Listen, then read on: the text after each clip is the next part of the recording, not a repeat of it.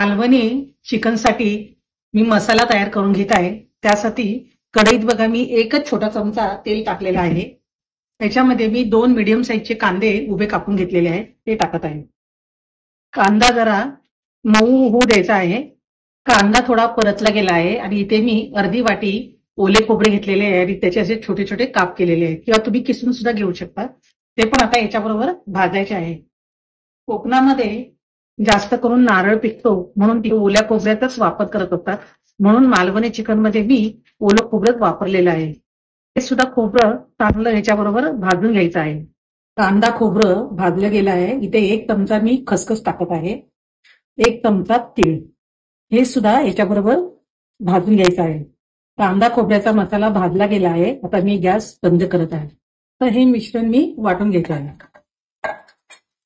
हा जो वाटलेला मसाला आहे कांदा खोबऱ्याचा, तो मी एका डब्यामध्ये काढत आहे.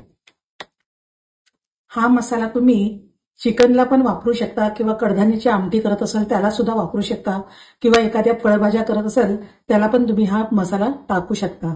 सुक्या खोबऱ्याची असंच कांदा खोबऱ्याचं एक वाटण मी केलेलं आहे. ते फॅमिली फ्लेवरच्या चॅनलवर आहे, ते सुद्धा तुम्ही डिस्क्रिप्शन मध्ये देत आहे, ते सुद्धा तुम्ही बघू शकता. मालवणी चिकनसाठी इथे मी हिरवा मसाला करत आहे. इथे 1 वाटी मी कोथिंबीर घेतलेली आहे, 10 लसणाच्या पाकळ्या घेतलेल्या आहेत, 2 हिरव्या मिरच्या आणि 1 इंच आल्याचे तुकडे. हे सर्व मी मिक्सरमध्ये वाटून घेत आहे. हिरवं वाटण मी आता वाटीत काढून घेत आहे. कोंबडी वड्याच्या रेसिपीला तुम्ही भरभरून प्रतिसाद दिला त्याबद्दल तुमचे मनापासून आभार. आता मी तुमच्यासाठी मालवणी चिकन दाखवणार आहे. त्यासाठी इथे मी अर्धा किलो बोनवालं चिकन घेतलेलं आहे बघा, आणि मोठे पीस केलेले आहेत. चिकनला मी मॅरिनेट करत आहे. त्यासाठी इथे 1 टीस्पून हळद घेतलेली आहे, अर्धा टीस्पून मीठ, इथे हा अर्धा लिंबू घेतलेला आहे, तो पिळत आहे. आणि हे हिरवं वाटण तयार केलेलं ते मी मोठा 1 चमचा टाकत आहे. असे मी 2 चमचे हिरवं वाटण टाकत आहे आणि ह्याला मिक्स करून ह्या आपल्याला 10 ते 15 मिनिटं बाजूला ठेवून द्यायचं आहे. मालवणी चिकनसाठी मी इथं कढई तापत ठेवली आहे आणि इथे 1 चमचा मोठा मी तेल घेतलेला आहे. मी 1 छोटा कांदा कापून घेतला आहे, तो ह्याच्यात टाकत आहे. कांदा परतून घ्यायचा आहे. ते मी आता 1 चमचा हिरवं वाटण घालत आहे. मध्ये कांदा खोबऱ्याचं जे वाटण केलेलं आहे ते मी टाकत आहे.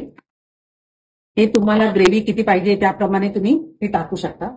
इथे मी 4 चमचे टाकलेले आहे. मसाले घेतलेले आहेत. हे 2 टीस्पून मी मालवणी मसाला घेतलेला आहे, 1 टीस्पून काश्मीरी चिली पावडर घेतलेली आहे, अर्धा टीस्पून जिरे पावडर, 1 टीस्पून धने पावडर आणि 1 टीस्पून मी गरम मसाला पावडर घेतलेला आहे.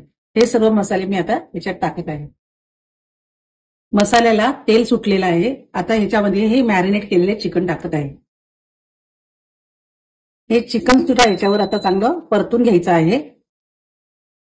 वर झाकण लावून मी आता मीडियम गॅसवर हे शिजवून घेणार आहे, थोडं परतून घेणार आहे. मी झाकण काढत आहे. चिकनला बघा पाणी सुटलेलं आहे. आता हे पाणी आटवून घ्यायचं आहे थोडंसं. चिकन आता मसाल्यामध्ये चांगलं परतून घेतलेलं आहे. ते आता मी हे गरम पाणी टाकत आहे.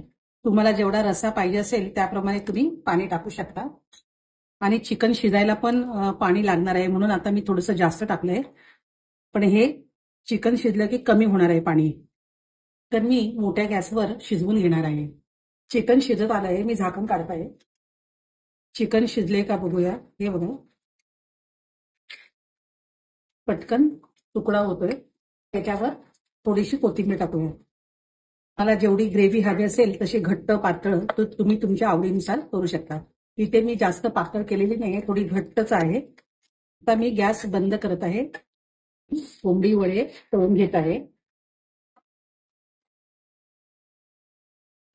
कोंबडी वड्याची रेसिपी फॅमिली फ्लेवरच्या चॅनलवर आहे, तुम्ही तिथे जाऊन डिटेल रेसिपी बघू शकता. बघा चिकनचा रस्सा पण कसा घट्ट झालेला आहे, जास्त पातळ करायचा नाहीये. मालवणी चिकन थाळी तयार आहे. तुम्ही सुद्धा अशा प्रकारे मालवणी चिकन थाळी बनवू शकता.